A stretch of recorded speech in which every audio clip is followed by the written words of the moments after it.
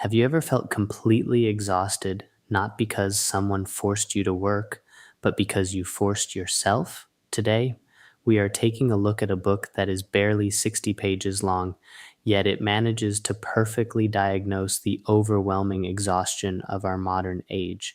It's called The Burnout Society, written by the philosopher Byung-Chul Han in 2010. What's incredible is that Han practically predicted the massive mental health crisis that would explode in the 2020s. His core argument is a complete paradigm shift. He says that today we are no longer made sick by external enemies, like bacteria, viruses, or authoritarian bosses. Instead, we are sick from ourselves. The defining illnesses of our time, depression, burnout, and ADHD don't come from a society telling us you must not. They come from a society that endlessly screams you can. Han calls this overwhelming excess of freedom and opportunity the violence of positivity. Let's unpack what that actually means. To understand how we got here, Han asks us to look at how society has changed. He references Michel Foucault, who described the old world as a disciplinary society. Think of prisons, factories, and rigid schools. In that world, the defining word was should. You should obey the rules or else. But we don't live in that world anymore. We have shifted into what Han calls an achievement society. Our new institutions aren't factories, they are fitness studios, startup hubs, and self improvement courses. The defining word is no longer should, it is can. This sounds like a good thing, right? Freedom. But Han points out a dark paradox: self exploitation. In the old disciplinary society, you were exploited by your boss. In the achievement society, you exploit yourself, and you do it much more efficiently because you genuinely believe you are free. You become both the master and the slave, driven to burnout by the crushing burden of unlimited possibility.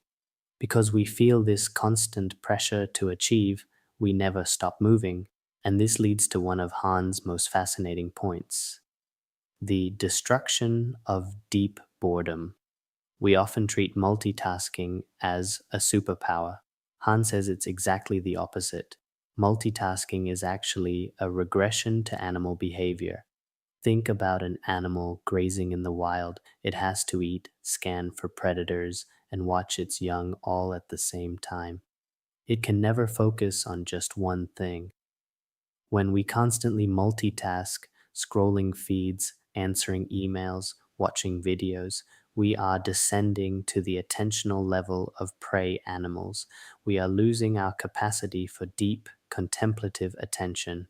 Drawing on the thinker Walter Benjamin, Han beautifully describes deep boredom as the dream bird that hatches the egg of experience.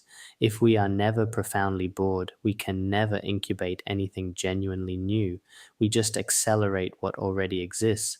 This constant acceleration makes us feel hyperactive. But Han argues that our hyperactivity is actually a form of extreme passivity. When you simply react to every notification, when you say yes to every task, you aren't truly acting, you are just being acted upon. True action requires what Han calls negative potency, the sovereign power to pause, resist a stimulus, and say no. A computer has immense positive potency. It calculates incredibly fast, but it has zero negative potency. It cannot pause or hesitate or refuse. By celebrating endless productivity, we are turning ourselves into machines of positivity. So, how does this ultimately break us? Han argues that the traditional psychology of Sigmund Freud no longer applies to us. Freud's theories relied on repression and the word no. But today we are driven by an ego ideal, a perfect, maximized, highly productive version of ourselves that we project into the future. Because there is no external boss to tell us when we've done a good job, we are chasing a gratification that never arrives. We constantly fall short of this flawless ego ideal. The result? Autoaggression.